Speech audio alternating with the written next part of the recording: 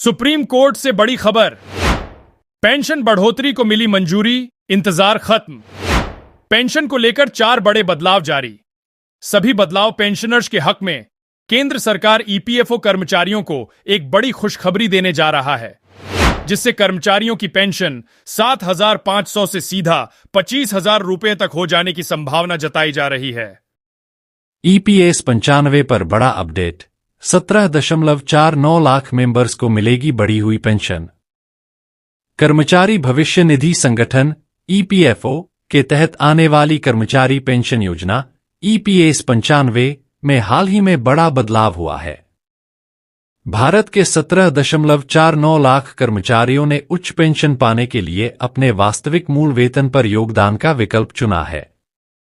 यह निर्णय 4 नवंबर 2022 को सुप्रीम कोर्ट के ऐतिहासिक आदेश के बाद आया है, जिसमें कर्मचारियों को उनकी पेंशन बढ़ाने का विकल्प प्रदान किया गया था। यह सामाजिक सुरक्षा के क्षेत्र में एक क्रांतिकारी कदम है और संगठित क्षेत्र के कर्मचारियों के लिए एक बड़ी राहत साबित होगा। ईपीएस 95 क्या है यह योजना? कर्मचारी पेंशन योजना 1995 ईपीएस 95 को कर्मचारी भविष्य निधि संगठन ईपीएफओ द्वारा 19 नवंबर 1995 को लागू किया गया था। इसका उद्देश्य संगठित क्षेत्र के कर्मचारियों को सेवानिवृत्ति के बाद वित्तीय सुरक्षा प्रदान करना है। प्रमुख विशेषताएं। 1. सामाजिक सुरक्षा। यह योजना 58 वर्ष की आयु के बाद कर्मचारियों को पेंशन का लाभ प्रदान करती है। 2. योग्यता। इस योजना का लाभ उन्हीं कर्मचारियों को मिलता है जो ईपीएफओ के अंतर्गत आते हैं। 3. नियोक्ता और कर्मचारी का योगदान। इस योजना के तहत कर्मचारी और नियोक्ता दोनों 12% वेतन का योगदान करते हैं। इसमें से 8.33% हिस्सा पेंशन फंड में जाता है। 4. पेंशन की गणना। पेंशन आमतौर पर 15,000 रुपए के वेतन सीमा पर आधारित होती थी, भले ही कर्मचारी का वेतन इससे अधिक हो। सुप्रीम कोर्ट का आदेश। क्यों है यह ऐतिहासिक? 4 नवंबर 2022 को सुप्रीम कोर्ट ने ईपीएस 95 में सुधार के लिए एक ऐतिहासिक फैसला सुनाया। मुख्य बिंदु। 1. उच्च पेंशन का विकल्प। कोर्ट ने कर्मचारियों को उनके वास्तविक वेतन 15,000 रुपए की सीमा से ऊपर के आधार पर उच्च पेंशन का विकल्प चुनने की अनुमति दी। 2. सभी सदस्यों के लिए उपलब्ध। यह विकल्प उन सभी कर्मचारियों के लिए है जिन्होंने ईपीएस 95 के तहत योगदान दिया है। 3. आवेदन प्रक्रिया। ईपीएफओ ने सुप्रीम कोर्ट के आदेश के बाद एक ऑनलाइन सुविधा शुरू की, जिससे कर्मचारी उच्च पेंशन के लिए आवेदन कर सकें। 17.49 लाख कर्मचारियों ने क्यों चुना उच्च पेंशन का विकल्प? अब तक 17.49 लाख कर्मचारियों ने अपने वास्तविक वेतन के आधार पर उच्च पेंशन का विकल्प चुना है। इसके पीछे कई कारण हैं। 1. वास्तविक वेतन पर योगदान।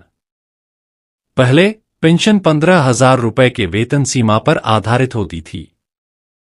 इसका मतलब था कि चाहे किसी कर्मचारी का वेतन कितना भी अधिक हो, उनकी पेंशन 15,000 रुपए के आधार पर ही तय होती थी। अब उच्च वेतन पर पेंशन का विकल्प मिलने से कर्मचारी को उनके वास्तविक योगदान के आधार पर पेंशन मिलेगी। 2. वृद्धावस्था में अधिक वित्तीय सुरक्षा। उच्च पेंशन का मतलब है सेवानिवृत्ति के बाद अधिक मासिक आय।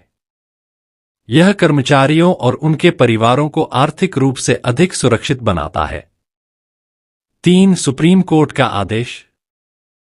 सुप्रीम कोर्ट ने स्पष्ट किया कि जो कर्मचारी अपने वास्तविक वेतन पर योगदान करना चाहते हैं, उन्हें यह अधिकार होना चाहिए। इसके लिए ईपीएफओ ने आवेदन प्रक्रिया को सरल बनाया। 4. ऑनलाइन आवेदन की सुविधा। ईपीएफओ ने सुप्रीम कोर्ट के आदेश के बाद ऑनलाइन पोर्टल शुरू किया, जिससे उच्च पेंशन के लिए आवेदन करना आसान हो गया। इस सुविधा ने कर्मचारियों को प्रेरित किया कि वे समय रहते इस विकल्प का लाभ उठाएं। ईपीएस 95 में उच्च पेंशन का गणित। इसे कैसे समझें?